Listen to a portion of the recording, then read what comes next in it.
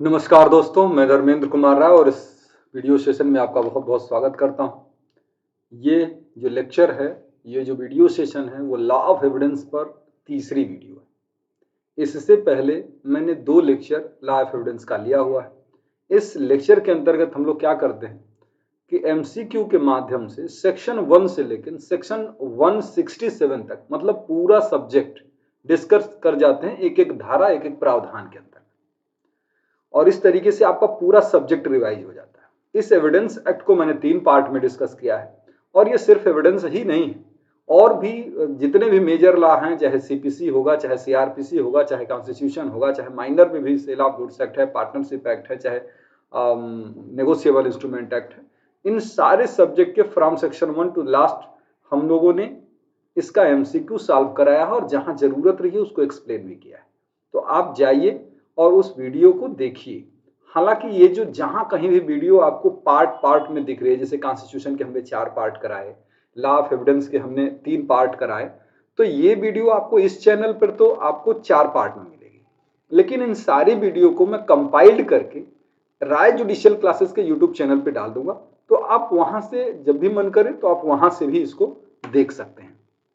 तो चलिए शुरुआत करते हैं आज के सेशन की। आप बताइए बच्चों की क्या मेरी आवाज आप लोगों तक बिल्कुल क्लियर पहुंच रही है?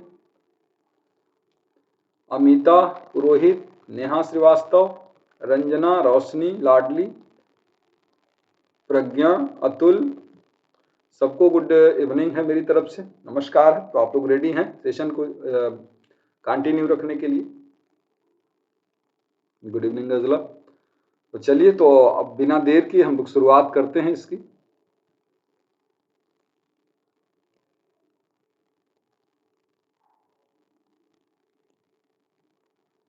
आज के सेशन का जो पहला प्रश्न है, आज के सेशन का जो पहला प्रश्न है वो आपके स्क्रीन पर है कि किसी अपराध के सिद्ध करने का भार किस पर होता है? अभियोजन पर, कि अभियुक्त पर, कि दोनों पर, कि न्यायालय के विवेक पर?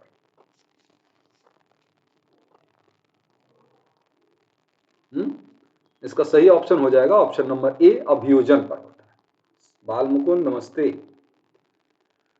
इसका ऑप्शन ए हो जाएगा, अभियोजन पर, प्रोसिक्यूशन पर होता। और ये रूल कहाँ है आपको सेक्शन 101 से पता चलेगा, क्योंकि साबित करने का भार बेसिकली जो जनरल रूल है वो 101 से लेके 106 तक के प्रावधानों में मिलेंगे। ठीक है, चलिए नेक्स्ट। ये कह रहा है कि अ ने ब की हत्या की है, अ पर हत्या का आरोप है, इसमें वाद में सबूत का भार किस पर होगा? राज्य पर होगा, कि अ पर होगा, कि ब के प्रतिनिधियों पर होगा, कि अ और ब दोनों पर होगा? इसका सही ऑप्शन ऑप्शन नंबर ए, राज्य पर होगा, क्योंकि क्रिमिनल मामलों में जो अभियोजन होता है वो स्टेट होता है, तो स्टेट के अगेंस्ट ऑफेंस होते हैं तो स्टेट पर लायबिलिटी। ये बताइए, सबूत के भार से संबंधित प्रोविजन एविडेंस एक्ट के किस चैप्टर में बताए गए? 4 है, कि 5 है, कि 6 है, कि 7 है? बर्डन ऑफ प्रूफ से संबंधित प्रोविजन कहां से कहां तक है और कौन से चैप्टर में? चैप्टर नंबर 7 में। सेक्शन 101 से लेके 114 ए तक के जो प्रावधान होंगे वो चैप्टर नंबर 7 में होंगे।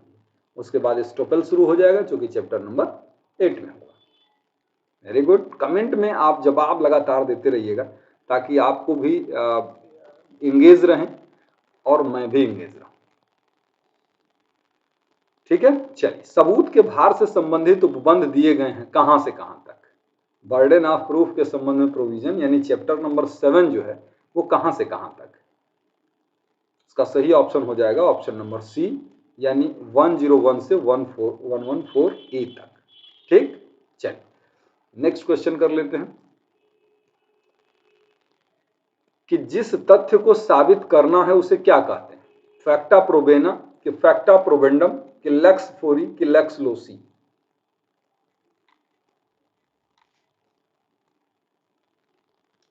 जिस तथ्य को साबित करना होता है उसे क्या कहते हैं? Very good, option number B सही है, फैक्टम प्रोबेंडम, जिसे साबित करना है। चलिए अगला प्रश्न है, ये है आपका अगला प्रश्न। ये जो 4 बजे वाली टाइम है ना, फिर जैसे अब आज एविडेंस एक्ट खत्म हो जाएगा हम लोगों का, तो हम लोग कल फिर 4 बजे एक नया सब्जेक्ट शुरू करेंगे। तो इस तरीके से आपको रिवीजन वाला कार्यक्रम चलता रहेगा। जिन लोगों को जो भी परीक्षा देनी होगी, अगर बिहार देना है तो बिहार की बहुत करीब परीक्षा है, शिखा रस्तोगी गुड इवनिंग है, तो आप लोगों का रिवीजन होता रहेगा। हालांकि आज मेरी तबीयत थोड़ी ठीक नहीं लग रही, तो हो सकता है ये कहीं ऐसा ना हो कि कल क्लास लेने में मैं सक्षम ना रहूं, तो यही एक कारण हो सकता है, बाकी तो मैं सुलेखा चौधरी गुड इवनिंग। ख को क चोरी के लिए अभियोजित करता है और न्यायालय से यह चाहता है कि न्यायालय यह विश्वास करे कि ख ने चोरी की स्वीकृति ग से की। यह क को यह स्वीकृति साबित करनी होगी, ग को यह स्वीकृति साबित करनी होगी, क और ग को यह स्वीकृति साबित करनी होगी, इनमें से सभी। इसके लिए क्या है, का सही ऑप्शन हो जाएगा ऑप्शन नंबर सी। क को, अरे सी कह रहे हैं, कहाँ गया, क को यह स्वीकृति साबित करनी होगी। ठीक है, क को यह स्वीकृति साबित करनी होगी।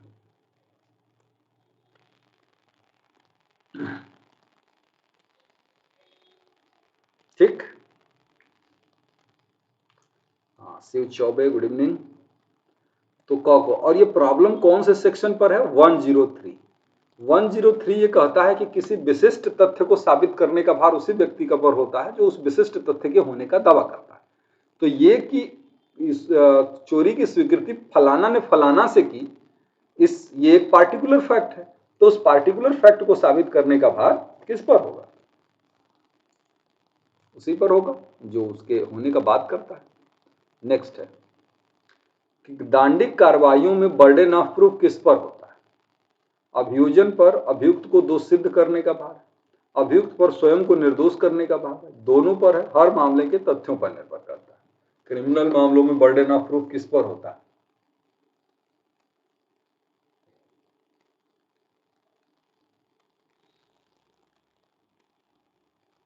हाँ बेटा मेरे क्लास भी होते हैं, मैं लास्ट में बता दूंगा कि मेरा शेड्यूल क्या है क्लास का अनअकैडमी पर। ये ऑप्शन नंबर ए हो जाएगा कि अभियोजन पक्ष पर अभियुक्त को दोष सिद्ध करने का भार है।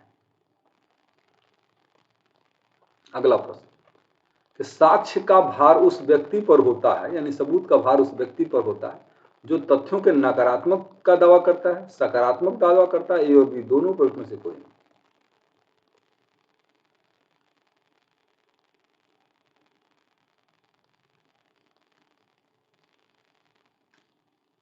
ये जो है ना ऑप्शन नंबर बी, सामान्य नियम यही है कि जो पॉजिटिव फैक्ट को होने का दावा करता है, बर्डन ऑफ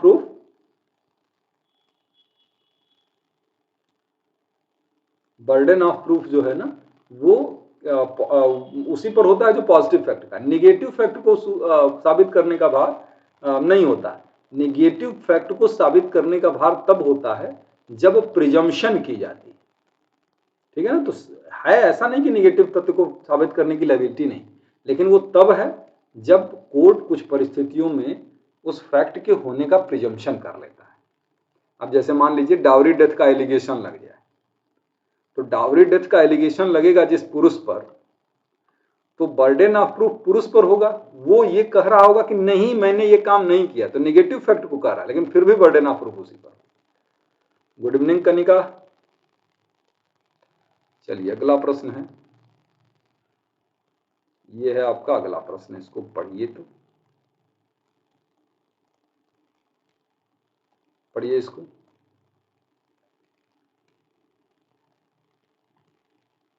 बहुत ज्यादा छोटा हो रहा है, अगर नहीं समझ में आएगा तो बताइएगा, मैं इसको छोड़ दूंगा।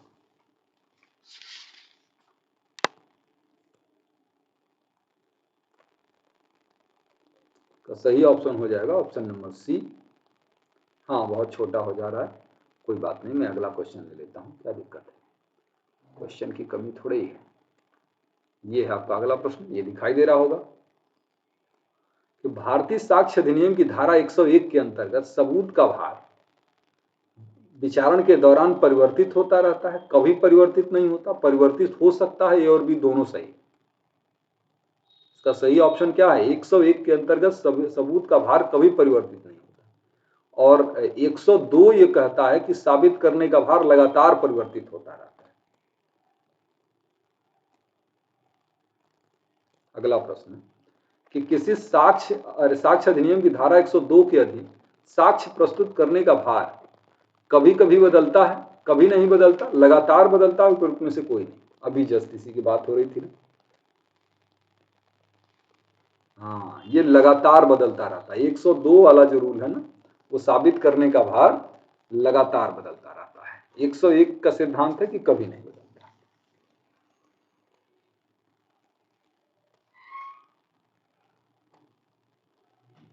अगला प्रश्न है कि किसी वाद या कार्यवाही में सबूत का भार उस व्यक्ति पर होता है जो असफल हो जाएगा यदि दोनों में से किसी भी ओर से कोई साक्ष्य न दिया जाएगा। ये प्रावधान कौन सी धारा पर है? साक्ष्य अधिनियम की किस धारा में? 101, 102, 110, 101, पता नहीं क्या, 112 है शायद। तो सही ऑप्शन हो जाएगा ऑप्शन नंबर बी, कि दोनों तरफ से जो असफल हो जाएगा बर्डन ऑफ प्रूफ उसी पर होगा।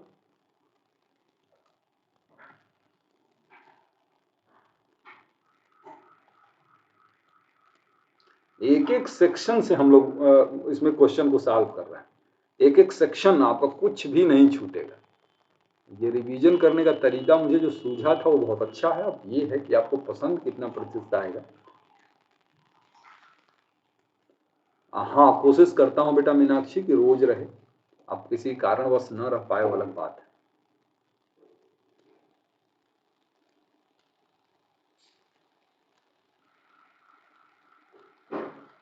कि भारतीय साक्ष्य अधिनियम की किस धारा के अनुसार किसी वाद या कार्रवाई में सबूत का भार उस व्यक्ति पर होता है जो असफल। ये तो हो गया ना।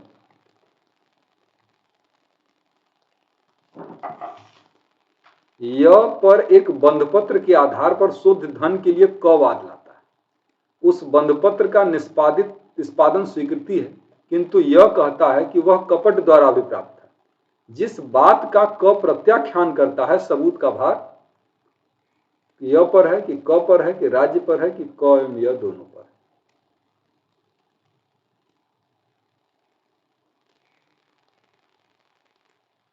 य पर है, य पर।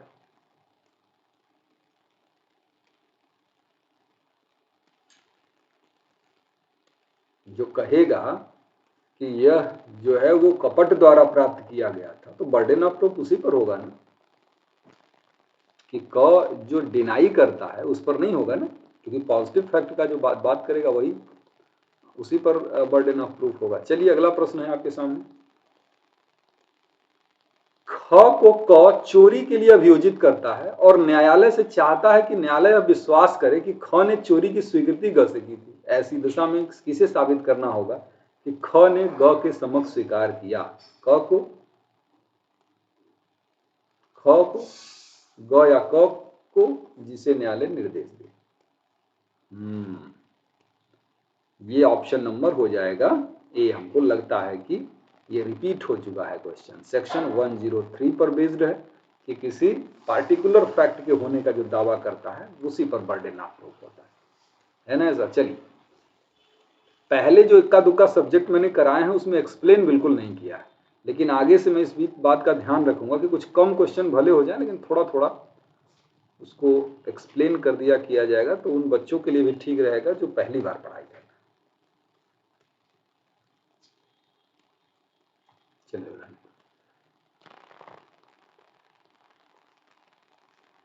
ये है आपका अगला प्रश्न कि ख द्वारा किए गए मृत्युकालिक कथन को क साबित करना चाहता है। क को ख के मृत्यु साबित करनी होगी। भारतीय साक्ष्य अधिनियम की किस धारा में प्रावधान है? अतुल, हो सकता है नेटवर्क कमजोर हो, आप जो है ना थोड़ा सा क्वालिटी बढ़ा लीजिए, अगर दिख जाएगा तो अच्छा चीज। इसमें आपका हो जाएगा सेक्शन 104 ऑप्शन नंबर सी, क्योंकि जब एक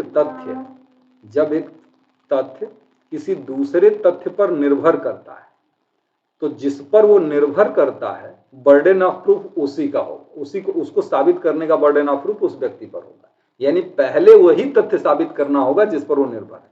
अब जैसे मृत्युकालिक कथन कोई व्यक्ति साबित करना चाहता है तो उसे पहले ये तो साबित करने होगा कि वो मर गया है, तभी तो उसका कथन मृत्युकालिक कथन होगा। जिंदा आदमी का कथन तो मृत्युकालिक कथन होगा नहीं।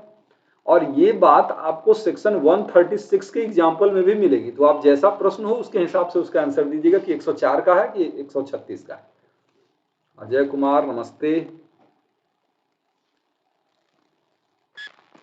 जब तक कि परस्पर पहुंच नहीं होना प्रमाणित नहीं होता, माता और किसी पुरुष के बीच विधिमान्य विवाह के कायम रहते जन्मे बच्चे का उसके धर्मज पुत्र होने की उपधारणा है।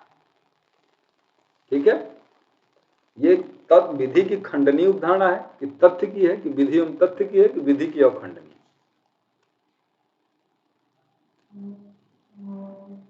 ये हो जाएगा इसका आंसर। इसका आंसर हो जाएगा कि विधि की अखंडनीय उपधारणा है, क्योंकि ये समस्या है 112 पर और ये है कॉन्क्लूसिव प्रूफ। ठीक, कॉन्क्लूसिव प्रूफ है। ठीक है ना। अच्छा, अभी और इस पर प्रश्न है, इस पर कुछ ज्यादा ही प्रश्न मैंने बनाए हैं। भारतीय साक्ष्य अधिनियम की धारा 112 में प्रावधान है किस बात का? जीवन की उपधारणा, विवाह की उपधारणा, धर्मजत्व की उपधारणा की मृत्यु की उपधारणा?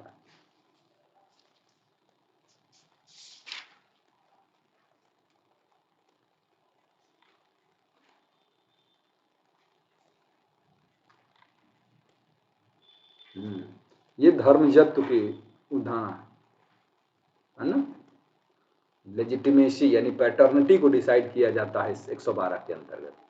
मैं अभी और इस पर प्रश्न है इसलिए एक्सप्लेन नहीं कर रहा हूं। ये है आपका अगला प्रश्न। निम्नलिखित में से कौन सा वैधता के अनुमान का खंडन करने के लिए सुसंगत नहीं है? कि बच्चा जब गर्भस्थ हुआ था उस दौरान मैथुन नहीं हुआ था। बाद माता पिता बहुत समय से एक दूसरे से अलग रह रहे थे। बच्चे की शक्ल न तो माता से मिलती है न ही पिता से मिलती है। ऑप्शन डी उपरोक्त में से कोई नहीं।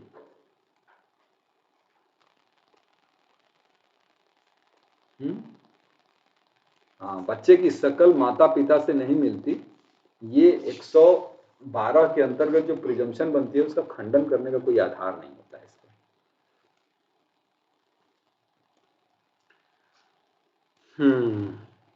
बहुत सारे ऐसे बच्चे होते हैं जिनकी शक्ल अपने माँ बाप से नहीं मिलती।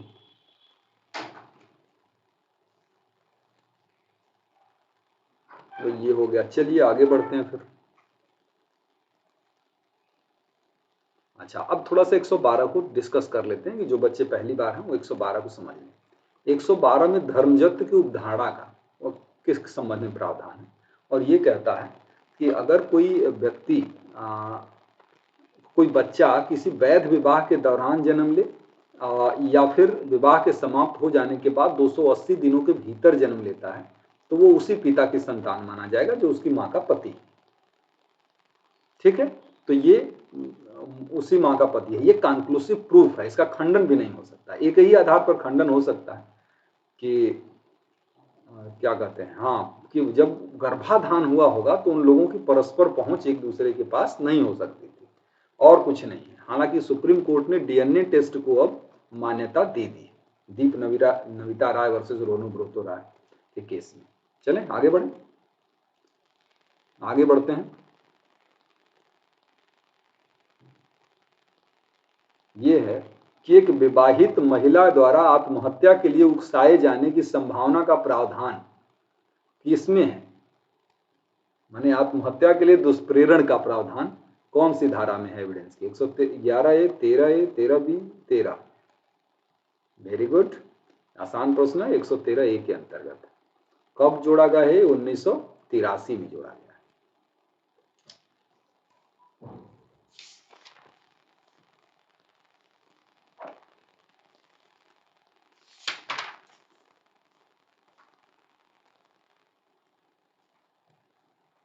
अच्छा, अगला प्रश्न है आपके सामने। ये Pawan Kumar versus state of Haryana, ये वाद किससे संबंधित है? Pawan Kumar versus state of Haryana.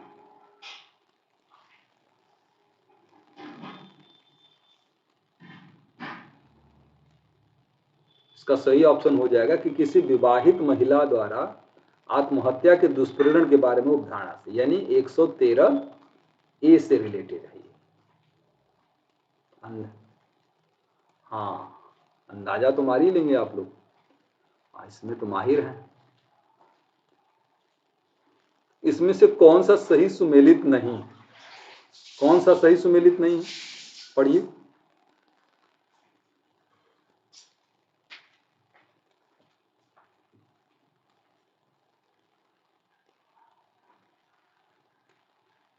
का सही है ऑप्शन नंबर डी, सही नहीं है मतलब 113 दहेज मृत्यु की उपधारणा 113 बी में है, 113 ए में नहीं।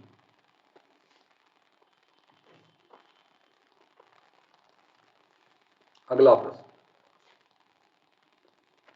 एक अभियुक्त जिसको भारतीय दंड संहिता की धारा 302 और 304 ख के अधीन आरोपित किया गया था को धारा 302 के अंतर्गत अपराध से दोषमुक्त कर दिया गया। साक्ष्य अधिनियम की धारा 113 ए की उपधारा स्वतः खंडित हो जाएगी, खंडित नहीं होगी, सुसंगत नहीं है, विसंगत और निरर्थक है। क्या स्थिति?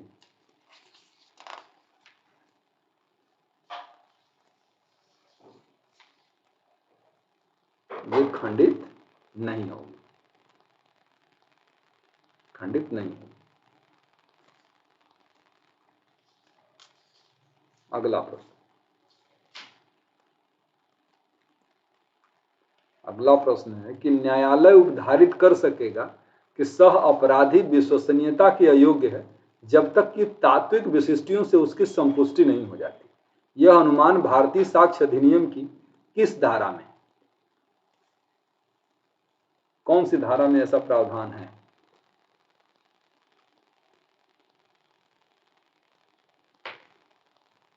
का सही ऑप्शन हो जाएगा ऑप्शन नंबर 114 का इलस्ट्रेशन नंबर बी है, है ना, इलस्ट्रेशन नंबर बी है, ऑप्शन नंबर बी हो जाएगा। ये है आपका अगला प्रश्न कि बलात्कार के मामलों में कुछ मुकदमों में सहमति का अभाव के अनुमान को उठाया गया है 114 के द्वारा, 114 बी के द्वारा, 376 के द्वारा कि 114 ए के अंतर्गत। बता क्या मामला होना चाहिए?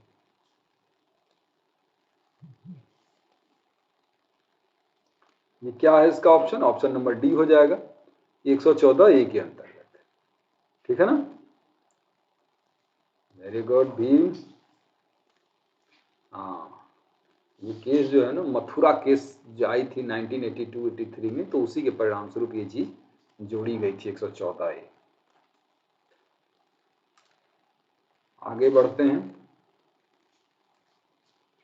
ये भारतीय साक्ष्य अधिनियम की धारा 114 ए में से किस निर्णय के विरुद्ध व्यापक परिवर्तन के बाद जोड़ी गई थी? तुकाराम, मोगेनबाई, हरपाल सिंह, प्रमोद महतो। सही बता देंगे, अभी इसी की डिस्कस चल रहा था, तो इसका सही ऑप्शन हो जाएगा तुकाराम बनाम स्टेट ऑफ महाराष्ट्र, इसे मथुरावाद भी कहते हैं। यदि कोई साक्ष्य पेश किया जा सकता था और पेश नहीं किया गया तो न्यायालय उद्धारित कर सकेगा कि पेश किया जाता तो उस व्यक्ति के जो उसका विचारण किए हुए है प्रतिकूल हो, विधारण किए हुए प्रतिकूल होता, अनुकूल होता, लाभप्रद होता कि इसमें से कोई नहीं।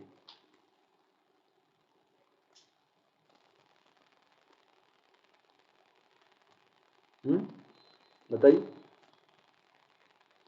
कोई व्यक्ति, किसी व्यक्ति के कब्जे में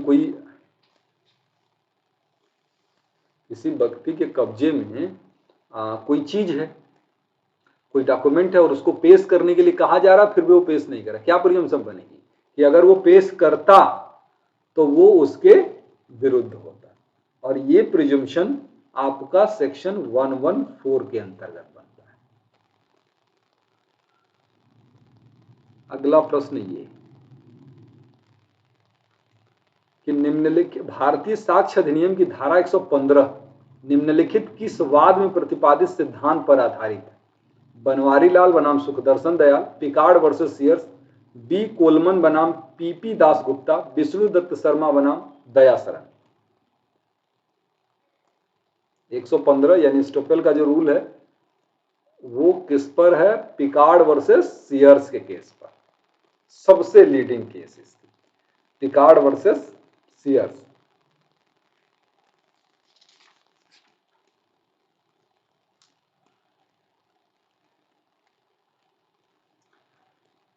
कि विबंध के सिद्धांत से तात्पर्य है पूर्व कथन के अनुरूप कथन नहीं करना, पूर्व में किए गए कथन स्वीकृति के विपरीत कथन करने से रोक, पूर्व न्याय अस्पष्ट कथन।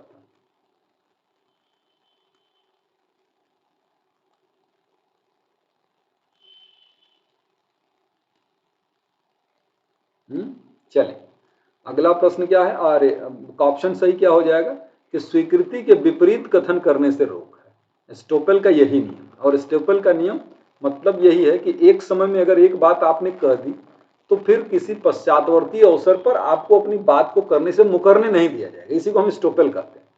और ये प्रोविजन जो है वो चैप्टर नंबर 8 में होगा और सेक्शन 115 से लेके 117 तक होंगे। इस पर कुछ लीडिंग केसेस हैं जैसे कि पिकार्ड वर्सेस सीयर्स, उसके अलावा केस आप होगी शरद चंद्र डे वर्सेस गोपाल चंद्र लाहा, उसके अलावा कुछ केस होंगी जैसे एक ठो और केस है उसमें, देखो मुझे ध्यान नहीं आ रहा।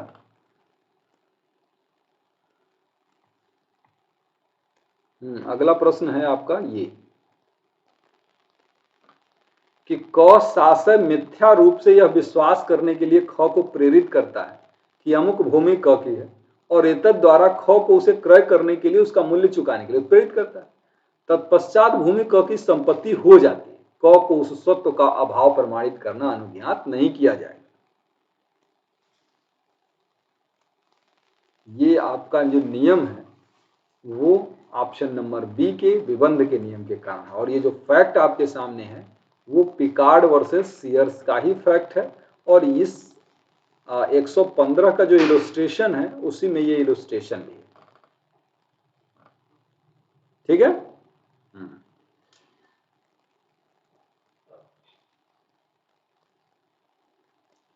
कि भारतीय साक्ष्य अधिनियम 1872 के अंतर्गत विबंध के सिद्धांत में निम्न कौन अपवाद के रूप में सम्मिलित नहीं है? स्टोपेल का एक्सेप्शन कौन सा नहीं है? जब सत्यता दोनों को ज्ञात हो, विधि के प्रश्न पर, तथ्य के प्रश्न पर, विधि के विरुद्ध प्रश्न पर, किस पर विबंध का नियम लागू नहीं होता?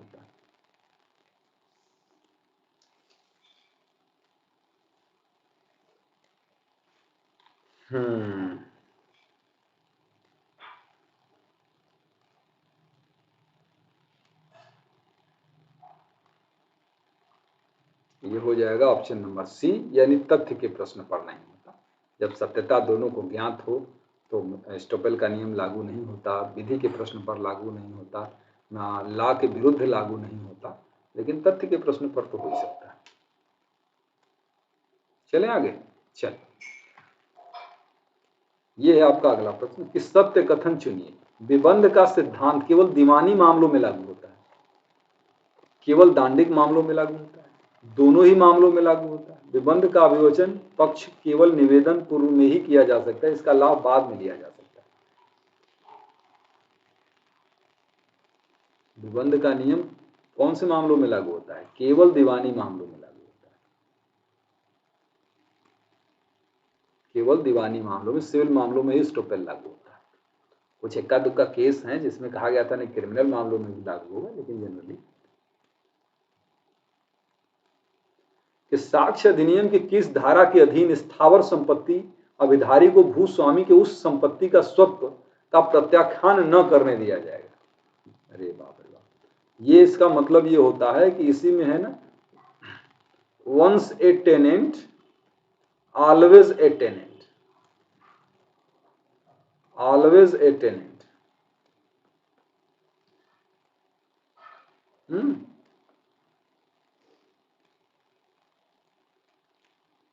Once a tenant always a tenant, ये रूल कौन सी धारा में है? तो सेक्शन 116 में।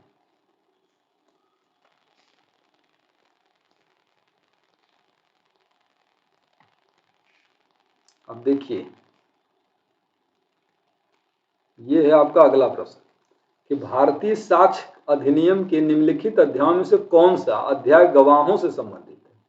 6, 8 और 7, 8, 9 विटनेसेस से संबंधित कौन सा चैप्टर है?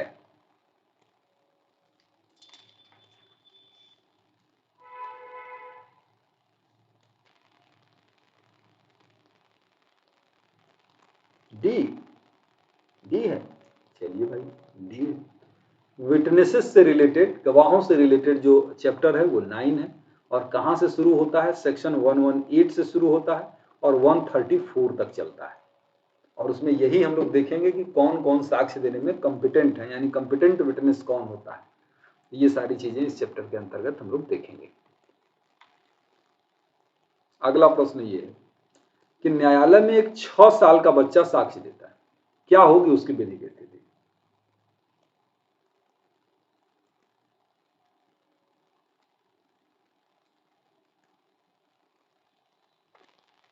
तो सही ऑप्शन क्या हो जाएगा? ऑप्शन नंबर हो जाएगा डी। क्योंकि सक्षम साक्षी की जो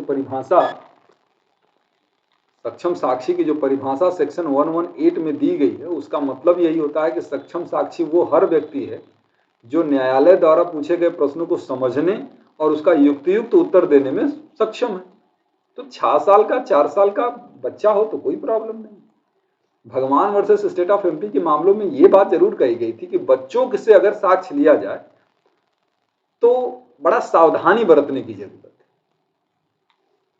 लेकिन ये नहीं है कि वो विश्वसनीय नहीं।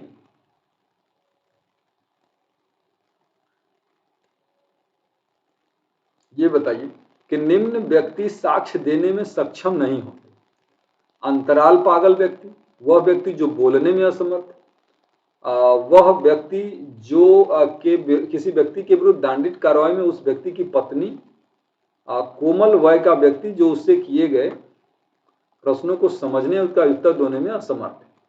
क्या आंसर है?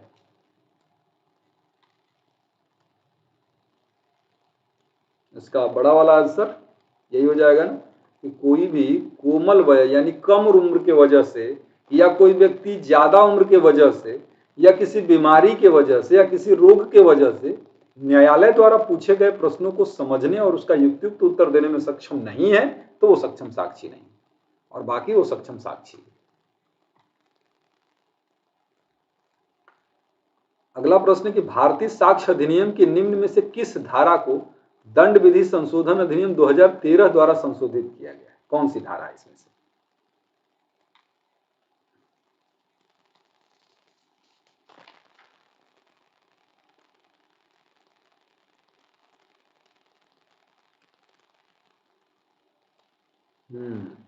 ये 119 को 2013 में संशोधित किया गया है। डम्ब विटनेस हुआ करता था, अब बोलने में असमर्थ व्यक्ति, उसकी मार्जिनल हेडिंग ही चेंज कर दी गई। भारतीय साक्ष्य अधिनियम की कौन सी धारा पति और पत्नी विधि में एक व्यक्ति होते हैं के सिद्धांत के प्रतिबंध को हटाती है? 122 की, 119 की, 120 की, 123? ये पति पत्नी एक ही व्यक्ति होते हैं। इस नियम का प्रतिबंध जो था पुराने जमाने में चलता था, उसको कौन हटाता है?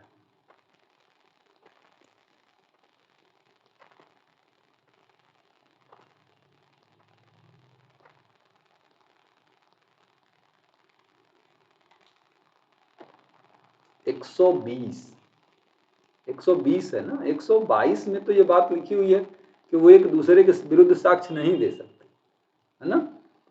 जो कम्युनिकेशन हुई है विवाह के दौरान, उस कम्युनिकेशन को डिस्क्लोज नहीं कर सकते चाह के भी, तो इसलिए 120 है ना कि पति और पत्नी भी सक्षम साक्षी होंगे।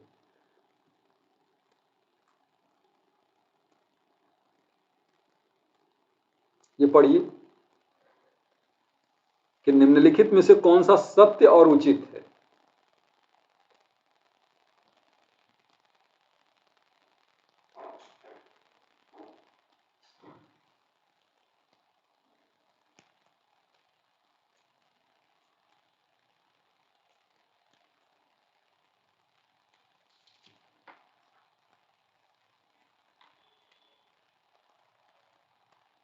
इसका ऑप्शन हो जाएगा ऑप्शन नंबर सी, दोनों सही है। और ये प्रॉब्लम कौन से धारा की है? सेक्शन 120 में बात लिखी है। सिविल कार्रवाई में वाद के पक्षकार के पति और पत्नी सक्षम साक्षी होगा, और किसी व्यक्ति के विरुद्ध दांडिक कार्रवाई में उस व्यक्ति की पति या पत्नी सक्षम साक्षी होगा या होगी। चलिए बहुत बढ़िया, आगे बढ़िए। एकदम 2 महीने ना चप जाइए और बिहार जुडिशियरी को मुट्ठी में ले लीजिए। 2 महीने का समय है। यूपी में अगर नहीं प्री निकला तो इसको अपना नुकसान मत मानिए, मानिए कि चलिए बिहार हम अब होंगे। कि साक्ष्य अधिनियम के किस धारा के अंतर्गत कोई न्यायाधीश न्यायालय में ऐसे न्यायाधीश के नाते जो स्वयं उसके आचरण के बारे में किसी प्रश्न का उत्तर देने के लिए विवश नहीं किया जाएगा?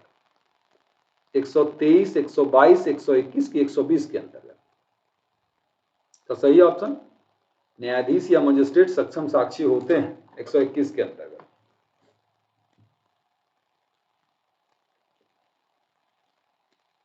बिल्कुल, बहुत बढ़िया, ऑल द बेस्ट आप सबको। तो ये 121 है। 121 कहता है कि न्यायाधीश या मजिस्ट्रेट सक्षम साक्षी होंगे, लेकिन उनके बारे में जो आचरण के बारे में जो न्यायाधीश के नाते उन चीजों का ज्ञान हुआ उसे ऊपर के न्यायालय के सहमति के बिना विवश नहीं किया जाएगा बदलने के लिए। चलिए अगला प्रश्न आपका ये,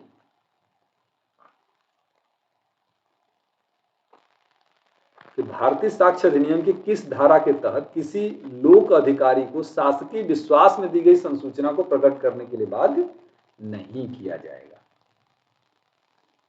शासकीय अधिकारी को शासकीय विश्वास में दी गई सूचना को प्रकट करने के लिए बाध्य नहीं किया जाएगा।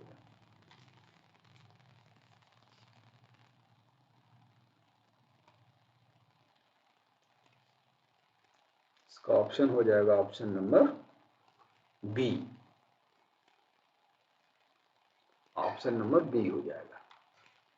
अब बताइए, भारतीय साक्ष्य अधिनियम के अधीन निम्नलिखित में से कौन युग सुमेलित नहीं है? देखना है, यूपी में यही परेशान किया था आप लोगों को।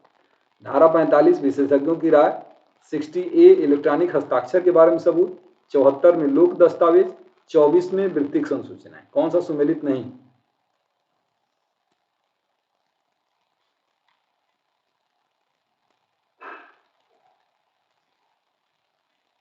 इसका सही आंसर है 124 में जो वृत्तिक संसूचनाएं नहीं है, वृत्तिक संसूचनाएं 126 में।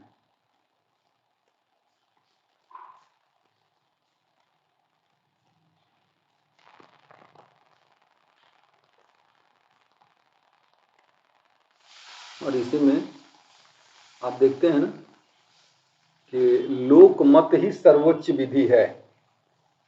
123 है ना, सेलस पापुलिस सुप्रीमा लेक्स। अक्सर प्री की परीक्षा में पूछा जाता है ये प्रश्न कि सेलस पापुलिस सुप्रीमा लेक्स कौन सी धारा पर बेस्ड मैक्सिम है, यानी लोकमत ही सर्वोच्च विधि है। तो 123 का है। 124 आप देख ही रहे हैं।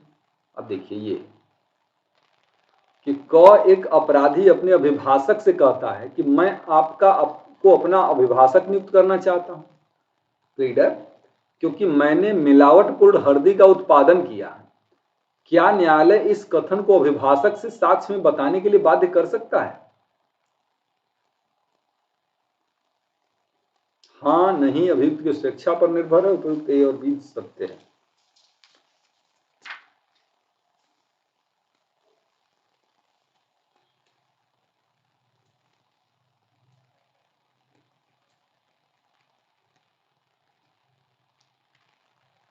सही क्या ऑप्शन होगा?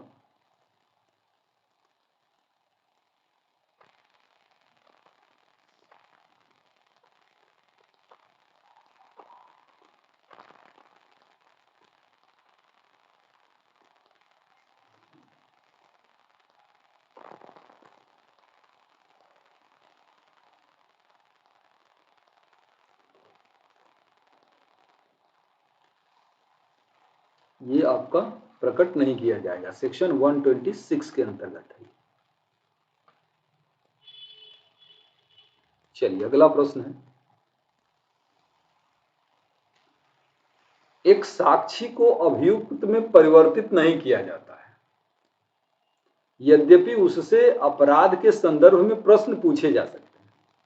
यह विशेषाधिकार उसे भारतीय साक्ष्य अधिनियम की कौन सी धारा में मिलता है? कि अभियुक्त साक्षी को अभियुक्त के रूप में परिवर्तित नहीं किया जा सकता, लेकिन अपराध के संदर्भ में सवाल तो पूछे ही जा सकते हैं।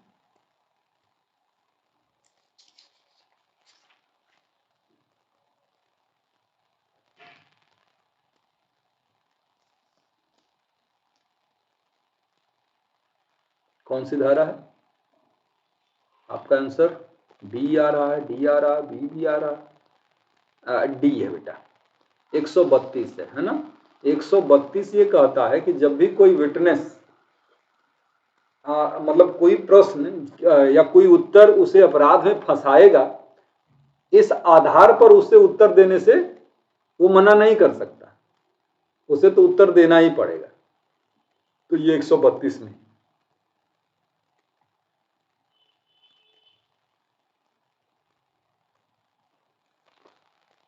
किसी साक्षी से प्रश्न पूछा गया कि वह विवाद से सुसंगत है और वह विवाद से सुसंगत है, यदि वह उसका उत्तर देता है तो दंडिक कार्रवाई में फंस सकता है। ऐसे प्रश्न को उत्तर देने के लिए साक्षी को बाध्य किया जा सकता है? नहीं किया जा सकता। न्यायालय आधारित केस में से कोई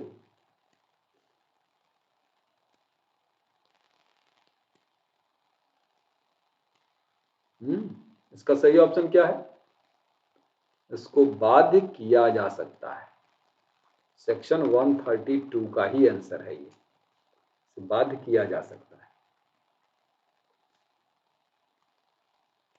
अगला प्रश्न, आपका अगला प्रश्न है ये,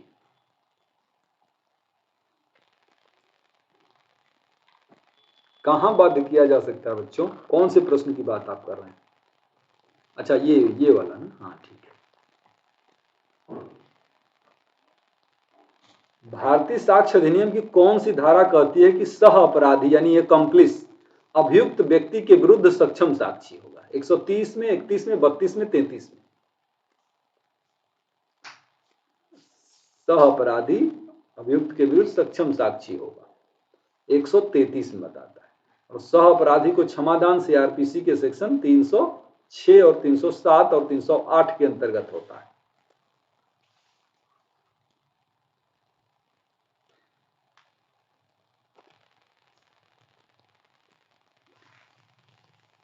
अब देखिए, निम्नलिखित में से कौन सह अपराधी है? एकम्प्लिस कौन है इसमें से? गुप्तचर, उत्पीड़न के कारण रिश्वत लेने वाला व्यक्ति, बलात्संग की पीड़िता लड़की की वेश्या। अब तो ये भी नहीं है, ये भी नहीं है। माननीय सुप्रीम कोर्ट का निर्णय है कि ये जो है इनके साथ भी सम्मान का बर्ताव किया जाना चाहिए। जैसे आप पढ़ के सम्मानजनक जॉब पाते हैं, जैसे कोई अन्य रोजगार कर रहे हैं, ये भी अपना रोजगार कर रहे हैं। चलिए अगला प्रश्न है कि भुवनी साहू वर्सेस किंग साक्ष्य अधिनियम की किस धारा से जुड़ा हुआ है? 15 से कि 33 से, 22 से कि 26 से?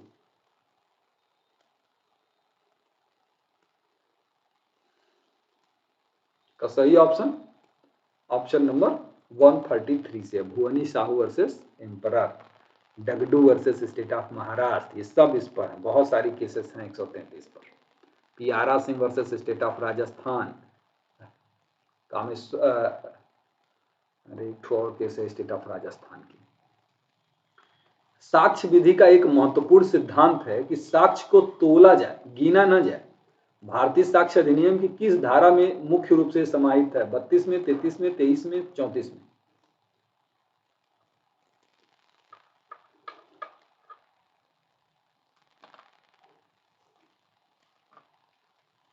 साक्ष्य को तोला जाए, गिना न जाए, 134।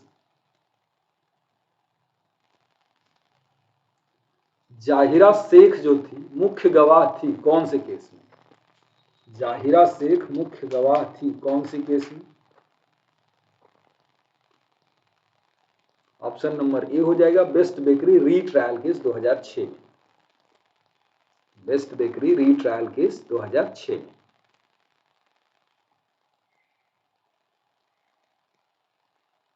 ये आपका अगला। ए चुराए गए माल को चोरी का जानते हुए भी प्राप्त करने का अभियुक्त है। वह यह सिद्ध करने का प्रस्ताव करता है कि उसने उसको उसके मूल्य से कम पैसे पर बेचने से इनकार कर दिया था। इसे सिद्ध नहीं किया जा सकता, क्या इसमें?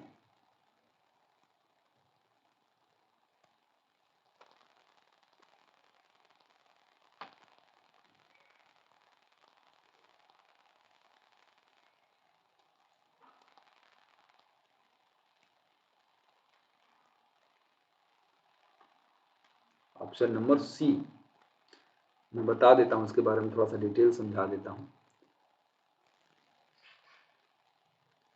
ये भुवनी साहू वर्सेस एम्परर की केस है बेटा, भुवनी साहू वर्सेस एम्परर की केस है। और Dagdu versus state of Maharashtra की भी केस है। Piara Singh versus state of Rajasthan की भी केस है। अच्छा, ये आपका चुराए हुए माल में बता देता हूं। ये जब आप सेक्शन 21 पढ़ते हैं ना एविडेंस एक्ट का, सेक्शन 21 जब एविडेंस एक्ट का पढ़ते हैं तो उसमें ये एग्जाम्पल आपको मिलेगा कि शरीर या मन की दशा को स्पष्ट करने वाला जो तथ्य है उसके आधार पर स्वीकृति जो है उसके फेवर में भी साबित की जा सकती है।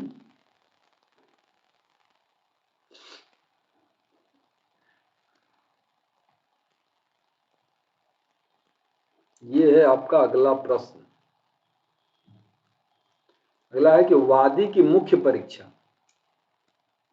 उसमें ऑप्शन देखिए अब क्या है उतना बड़ा।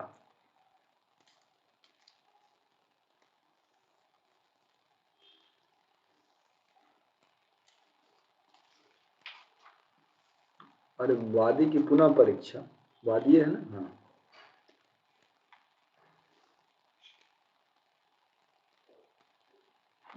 ऑप्शन नंबर, प्रति परीक्षा में जो बातें नई आती हैं उनके स्पष्टीकरण के लिए उसकी पुनः परीक्षा हो सकती है।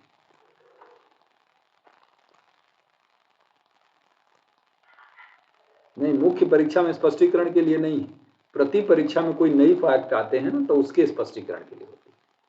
चलिए अगला देख लेते हैं कि प्रति परीक्षा के संबंध में निम्नलिखित में से कौन सा कथन सही है। चरित्र का साक्ष्य देने वाले साक्ष्यों की प्रति परीक्षा की जा सकती है। प्रति परीक्षा में सूचक प्रश्न नहीं पूछे जा सकते। किसी दस्तावेज को पेश करने वाले बुलाए गए किसी व्यक्ति की प्रति परीक्षा की जा सकती है। किसी साक्षी की उसके द्वारा पूर्ववत किए गए लिखित कथनों के बारे में प्रति परीक्षा नहीं की जा सकती। इसमें से कौन सा कथन सही है?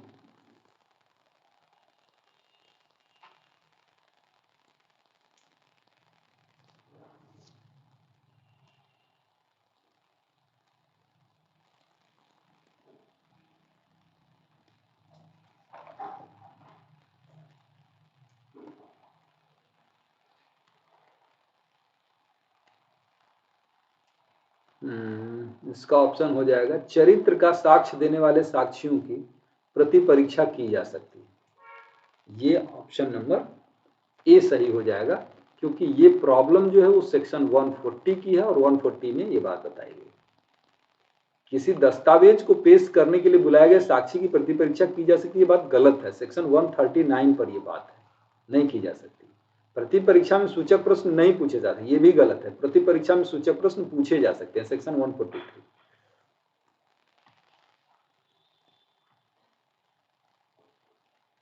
कोई प्रश्न जो उस उत्तर को सुझाता है जिसे पूछने वाला व्यक्ति पाना चाहता है या पाने की आशा करता है, या कहा जाता है अशिष्ट, कलंकात्मक, क्षुब्ध, सूचक, क्या कहा जाता है? कोई प्रश्न जो उस उत्तर को सुझाता है जिसे पूछने वाला व्यक्ति पाना चाहता है या पाने की आशा करता है, ये हो जाता है सूचक प्रश्न, लीडिंग क्वेश्चंस। कहां परिभाषित है? सेक्शन 141 के अंतर्गत। सूचक प्रश्न कब पूछे जा सकते हैं? सेक्शन 143 के अंतर्गत प्रति परीक्षा में पूछे जा सकते हैं। और सेक्शन 142 ये कहता है कि मुख्य परीक्षा में सूचक प्रश्न या पुनः परीक्षा में सूचक प्रश्न यदि प्रतिपक्षी आक्षेप करे तो न्यायालय की अनुमति के बिना नहीं पूछे जा सकते। और सूचक प्रश्न क्या है? तो सूचक प्रश्न का मतलब यह है कि ऐसा प्रश्न जिसका उत्तर हां या ना में दिया जा सकता। किसी भी साक्षी को उन पूर्वतन कथनों के बारे में जो उसने लिखित रूप में किए हैं या जो लेखबद्ध किए गए और जो प्रश्नगत बातों से सुसंगत है प्रति परीक्षा की जा सकेगी। कब?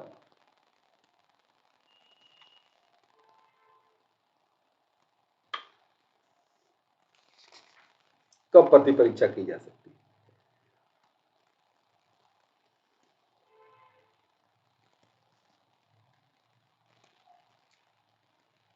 सही ऑप्शन नंबर, ऐसा लेख उसे दिखाए बिना प्रति परीक्षा की जा सकती है। सेक्शन 145 पर यह प्रॉब्लम।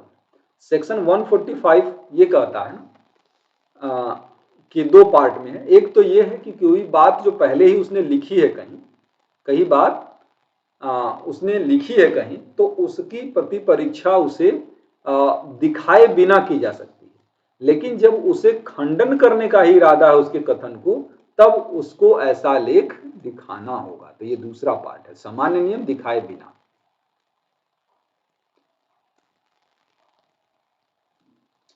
सीआरपीसी के सेक्शन 164 के अंतर्गत संस्वीकृति से भिन्न अभिलिखित कथन, संस्वीकृति से भिन्न कथन क्या है? सारभूत भाग है, नहीं है, सारभूत साक्ष्य है या नहीं, मौलिक परिस्थितियों पर निर्भर करेगा, इसमें से सभी।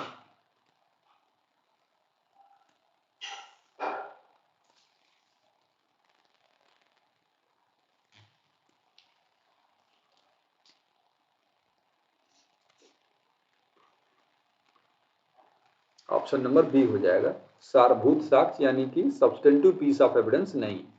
अगला प्रश्न, अगला है कि प्रथम सूचना रिपोर्ट सारवान साक्ष्य नहीं, विचारण के दौरान इसका उपयोग किया जा सकता है। किस पर्पज के लिए किया जा सकता है? एफआईआर सूचना की संपुष्टि के लिए, विरोधाभास के लिए, सूचना की संपुष्टि एवं विरोधाभास के लिए, न ही सूचना की संपुष्टि और न ही विरोधाभास के लिए।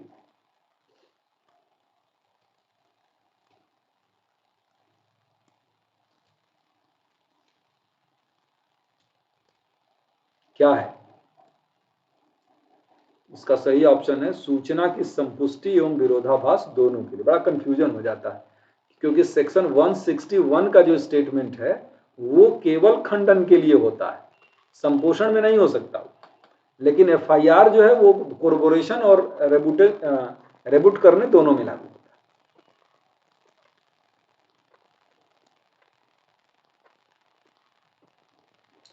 आपराधिक विधि संशोधन अधिनियम 2013 संबंधित है। साक्ष्य अधिनियम की कौन कौन सी धारा में 2013 में संशोधन किया गया था? ये आंसर आपको देखना है।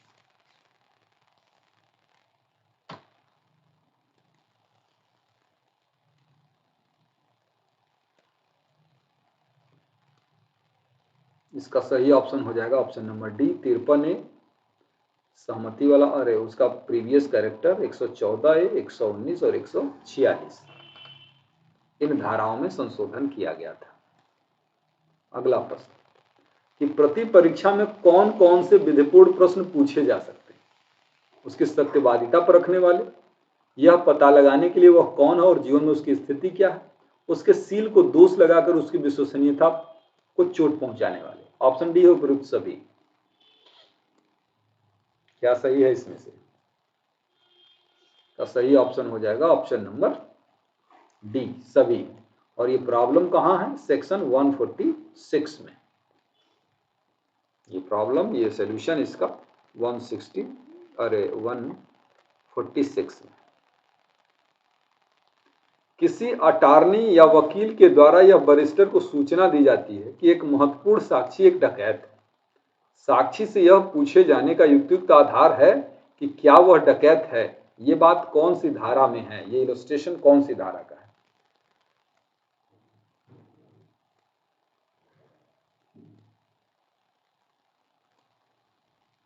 कौन सी धारा का इलस्ट्रेशन? बिल्कुल सेक्शन नंबर 149। और 149 ये कहता है कि युक्तियुक्त आधारों के बिना प्रश्न नहीं पूछे जा सकते।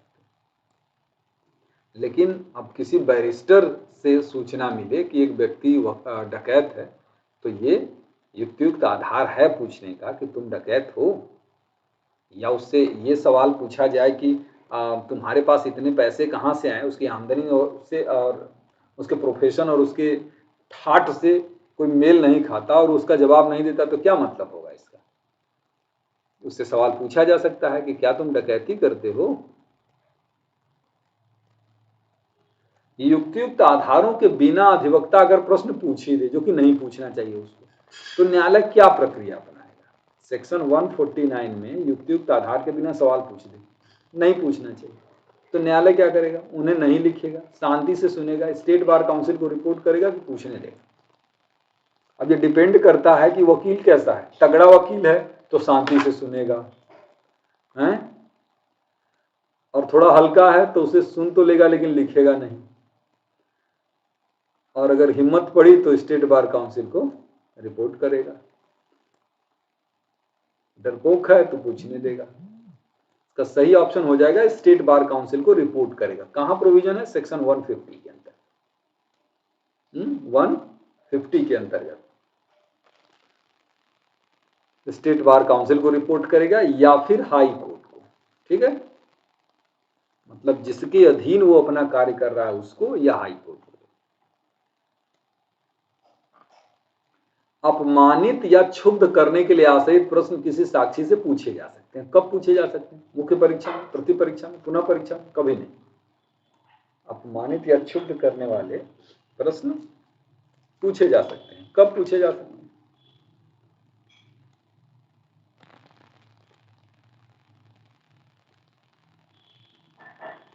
अरे नहीं भाई, कभी नहीं पूछे जा सकते। साक्षी की इतनी बेइज्जती न कर दीजिए आप लोग।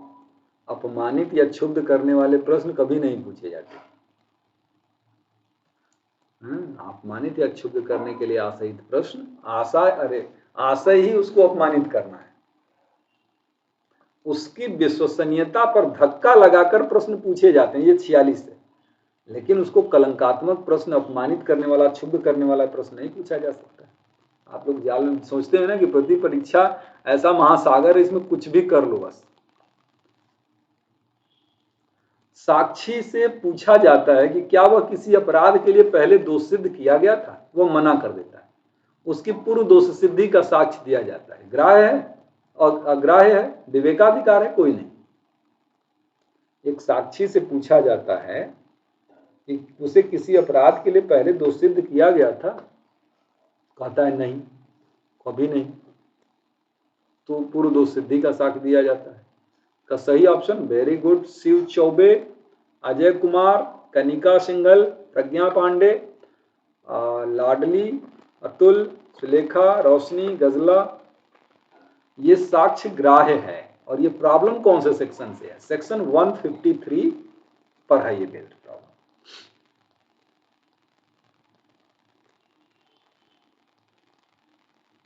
ये देखिए कि किसी साक्षी से पूछा जाता है कि क्या वह किसी पद से बेईमानी से पदच्युत नहीं किया गया था, वह इससे इनकार करता है। यह दर्शाने के लिए साक्ष्य दिया जा सकता है कि वह बेईमानी से पदच्युत किया गया था। ऑप्शन ए है कि साक्ष्य ग्राह्य होगा, यदि वह वादी के साक्षी है ग्राह्य होगा, यदि वह प्रतिवादी का साक्षी है ग्राह्य होगा, अग्राह्य होगा। ऑप्शन नंबर डी हो जाएगा, यह अग्राह्य होगा। यह भी प्रॉब्लम 153 पर ही है। जब कोई प्रश्न किसी साक्षी की विश्वसनीयता को खराब करने के लिए या उसकी सत्यवादिता परखने के लिए ही किए जाते हैं, तो ऐसे प्रश्नों का यदि वो उत्तर दे देता है तो उसका खंडन करने के लिए कोई साक्ष्य अलाउ नहीं किया जाएगा। इस बात के दो अपवाद हैं। एक वो अपवाद है कि पूर्व दोष सिद्धि का अगर आरोप लगाया जाए, उससे वो इनकार करे तो पूर्व दोष सिद्धि का साक्ष्य दिया जा सकता है। और दूसरा अपवाद है कि जब उसकी ऐसी कोई बात जो उसकी निष्पक्षता को प्रभावित करती है, तो ऐसी स्थिति में उसको साक्ष्य दिया जा सकता है, बाकी साक्ष्य नहीं दिए जा सकते। सेक्शन 153।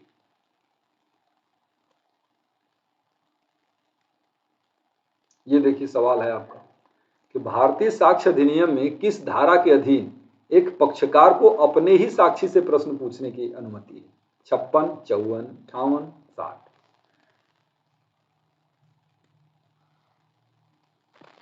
क्या है?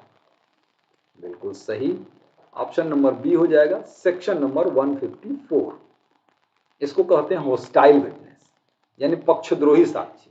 और पक्षद्रोही साक्षी का मतलब ऐसा साक्षी जो अब सत्य बोलने का इच्छुक नहीं रहा।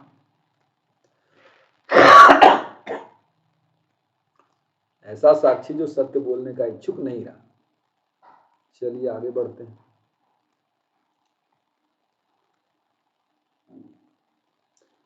साक्ष्य विधि के अधीन पक्षद्रोही साक्षी का कथन सुसंगत है, विश्वसनीय है, विश्वसनीय नहीं है, कोई साक्ष्य नहीं, मूल्य नहीं रखता।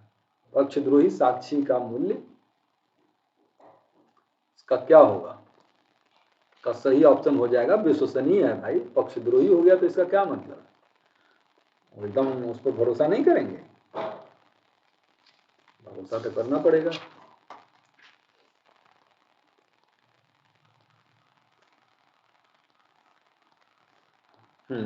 चलिए अब लगभग हम लोग खत्म होने के कगार पर पहुंच रहे हैं।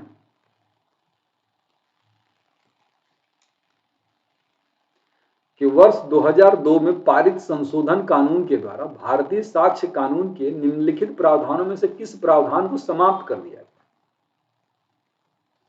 155(2), 155(3), 155(4) की 155(5? 2002 के द्वारा 155 का कौन सा क्लास डिलीट कर दिया गया?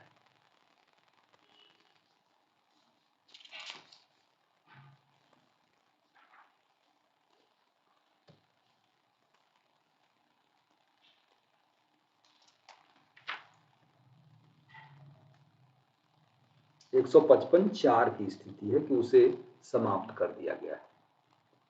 आगे है प्रश्न आपका कि भारतीय साक्ष्य अधिनियम की कौन सी धारा निरक्षर साक्षी पर लागू नहीं होती? 155, 154, 159, उपरोक्त में से कोई नहीं। निरक्षर साक्षी पर लागू नहीं होती।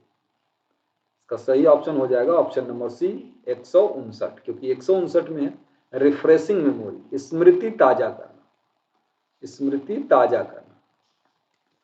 ये कहता है कि कोई चीज अगर आपने लिखी है या किसी अन्य व्यक्ति ने लिखी थी, आपने उसको देखा है, तो उस डॉक्यूमेंट को देख के आप स्मृति ताजा कर सकते हैं।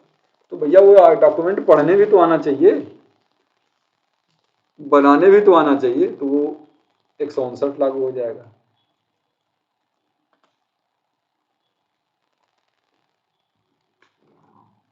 अगला प्रश्न कि स्मृति ताजा करने के लिए कोई साक्षी कोई भी ऐसा लिखित विवरण देखने का अवसर दिया जाता है जो घटना के साथ या उसी समय तैयार किया गया था, या प्रावधान किस धारा में?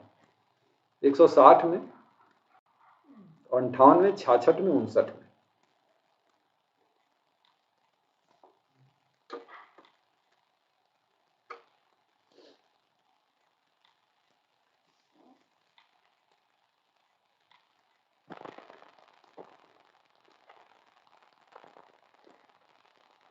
सही 159 में।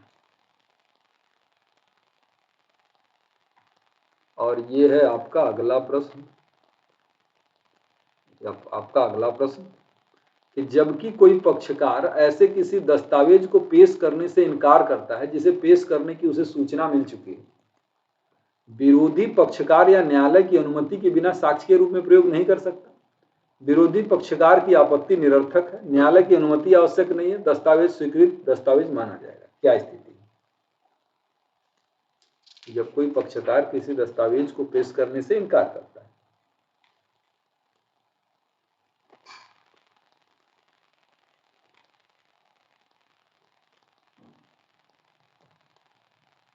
क्या ऑप्शन बता रहे हैं आप? चलिए सही बता रहे हैं, ऑप्शन नंबर ए। एक बार जब कहा गया था तुमने पेश नहीं किया, तो सेक्शन 114 के अंतर्गत प्रिजम्पशन की जा सकती है कि अगर पेश करते तो तुम्हारे विरुद्ध होता। और ये सेक्शन 164 के अंतर्गत ये प्रावधान है कि विरोधी पक्षकार या न्यायालय की अनुमति के बिना फिर तुम पेश कर भी नहीं सकते, क्योंकि जब कहा गया था तो नाटक कर रहे थे, अब हम नाटक करेंगे, तुमको नहीं करने देंगे।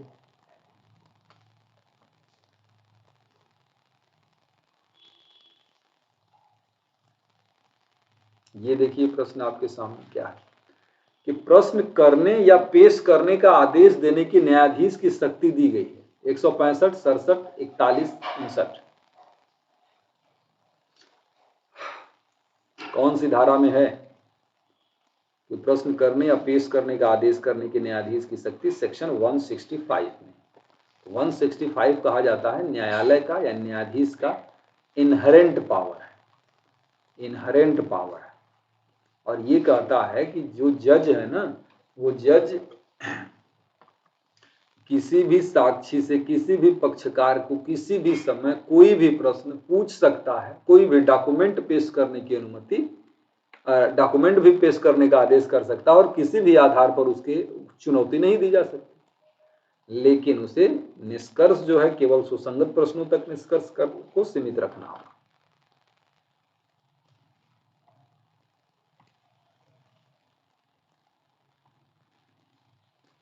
ब पर किसी करार के आधार पर अबाध लाता, इतना बड़ा है सो पढ़ लीजिए।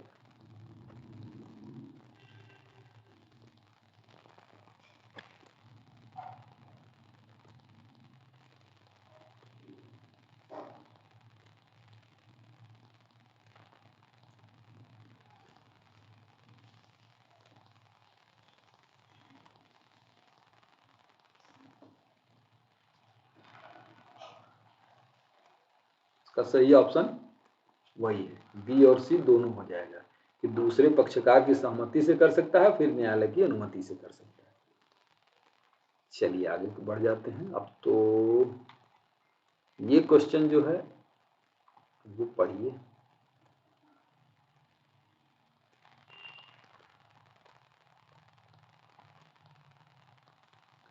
भारतीय साक्ष्य अधिनियम की कौन सी धारा यह उपबंध करती है कि साक्ष्य के अनुचित ग्रहण या अग्रहण के आधार पर नवीन विचार नहीं होगा। इम्प्रॉपर एडमिशन या इम्प्रॉपर रिजेक्शन के आधार पर कोई नया विचार नहीं होगा जब तक कि ऐसा न लगे कि अगर वो पहले ही डॉक्यूमेंट ले लिया गया होता तो आज निर्णय कुछ और होता।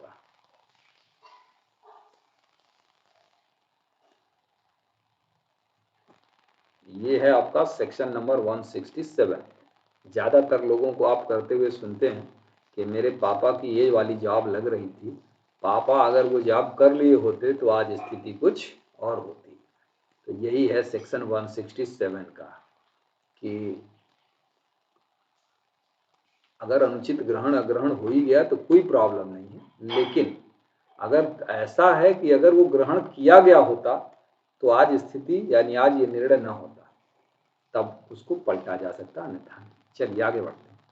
आज का क्वेश्चन जो है वो लास्ट क्वेश्चन है।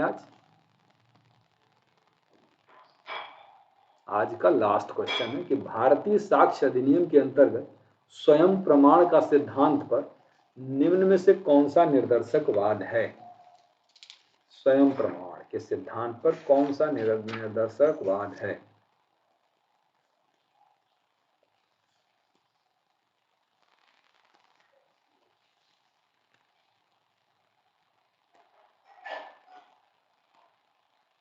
Very good. Option number D, Scott बनाम लंदन एंड कैथरीन डॉक्स।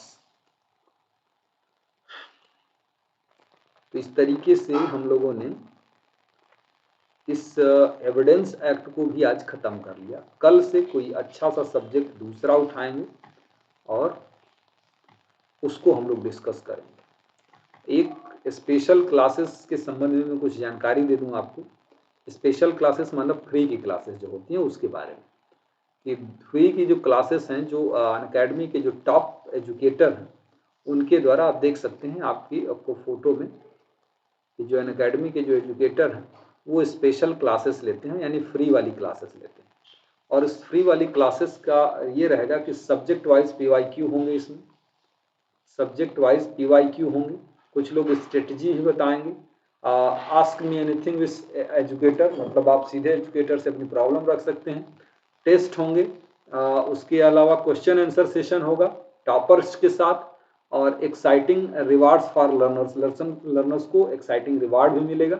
और 100% स्कॉलरशिप में स्कॉलरशिप भी जो सब्सक्रिप्शन है उसमें भी मिलेगा। और एक अमेजन का वर्थ वाउचर भी मिलेगा, 45,000 रुपए तक का मिल सकता है। तो इस तरीके से आप उस क्लासेस को जो फ्री वाली है उसको ज्वाइन करिएगा, उसको ज्वाइन करिएगा और उसका लाभ उठाइएगा। मेरी क्लासेस जो होंगी, मेरी क्लासेस अभी आप जानते हैं सोगा चल रहा है, तो सोगा में आज और कल में बात खत्म हो जाएगी। तो 20 तारीख से यानी मंडे से हो सकता है हम भी कराएं, और सब्जेक्ट वाइज PYQ कराएंगे। सब्जेक्ट वाइज, जैसे आज मान लीजिए कॉन्स्टिट्यूशन का हो गया सिलेक्टेड क्वेश्चन, कल हो गया आपका कॉन्ट्रैक्ट का, परसों हो गया IPC CRPC, इस तरीके से। हाँ, आज से वो सोगा रहेगी। हाँ बजट बेटा गजला मैं करा देता हूँ, ठीक है ना।